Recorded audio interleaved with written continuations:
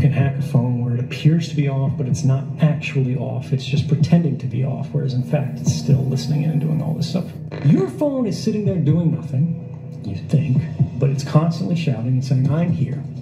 Who is closest to me? The phone has the screen off.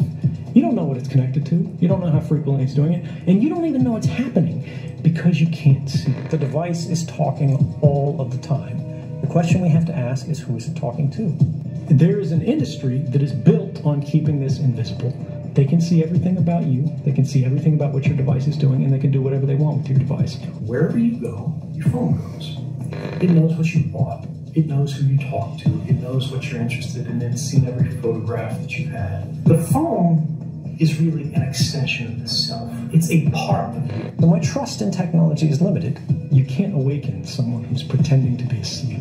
You got a smartphone, right? You might be listening to this. You got a phone somewhere in the room. The phone is turned off, or at least the screen is turned off. It's sitting there. And if somebody sends you a message, the screen blinks to life. How does that happen?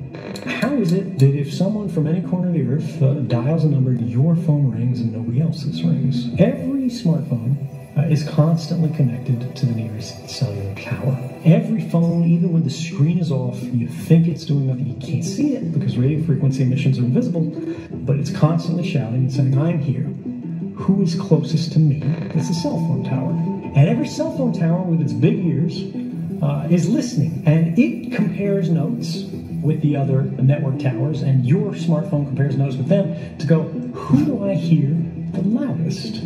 And who you hear the loudest is a proxy for closeness, distance. They go, whoever I hear more loudly than anybody else, that's close to me. So you're going to be bound to this cell phone tower, and that cell phone tower is going to make a note, a permanent record, saying this phone handset with this phone number at this time was connected to me. And based on your phone handset and your phone number, they can get your identity. But what this means is that whenever you're carrying a phone, whenever the phone is turned on, there's a record of your presence at that place that is being made and created by companies. Now, these things are stored. Now, these things are saved. It doesn't matter whether you're doing anything wrong. It doesn't matter whether you're the most ordinary person on Earth, because that's how bulk collection, which is the government's euphemism for mass surveillance, works. They simply collect it all in advance in hopes that one day it will become useful. The thing with shutting your phone off that is a risk is, how do you know your phone's actually turned off? When I was in Geneva, working for the CIA, we would all carry, like, drug dealer phones. The old smartphones, old dumb phones, they're not smartphones. And the reason why was just because they had removable backs, where you could take the battery out. And the one beautiful thing about technology is if there's no electricity in it, there's no battery connected to it, it's not sending anything, because you have to get power from somewhere. You have to have power in order to do work. But now your phones are all sealed, right? You can't take the batteries out. So there are potential ways that you can hack a phone where it appears to be off, but it's not actually off. It's just pretending to be off, whereas in fact... Dobro jutro, dan ili noć, vi se nalazite na kanalu Stigmatik i uvijek nešto interesantno kod te tehnologije, uvijek ima nešto dobro.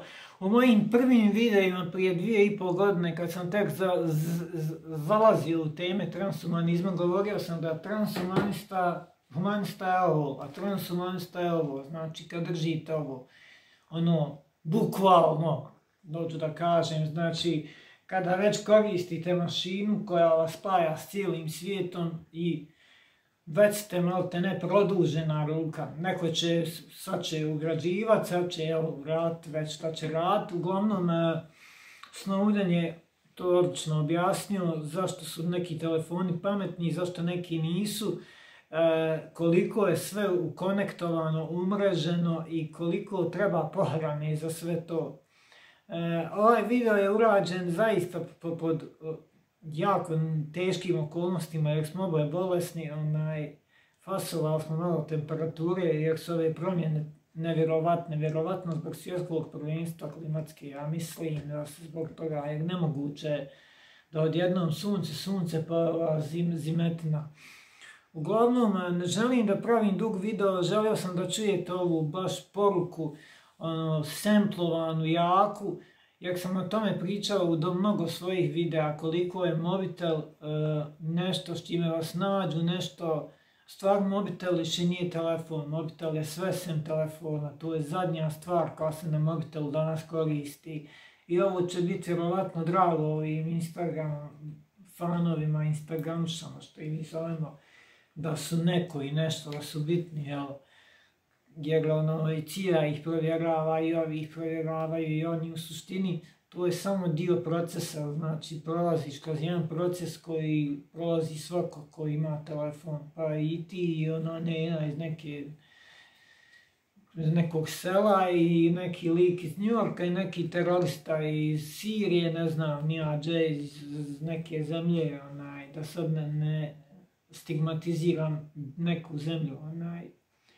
Uglavnom, telefon mobilni se najviše danas koristi za aplikacije, znači kao internet, prolaz na internet, pa onda kao kamera, pa onda kako ko, ali najmanje ide se na čatanje poruka, što se isto pojavilo na internetu, Facebook Messenger, ali najmanje se koristi na običnim telefonskim pozivima, pa čak i kad zovemo preko Whatsappa, Messengera, Instagrama, Instagrama, Vibera, znači telefon je skoro ukinut, definitivno. Telefon ko telefon, belovizum postaje muzejski produkt, a net je uzeo i taj dio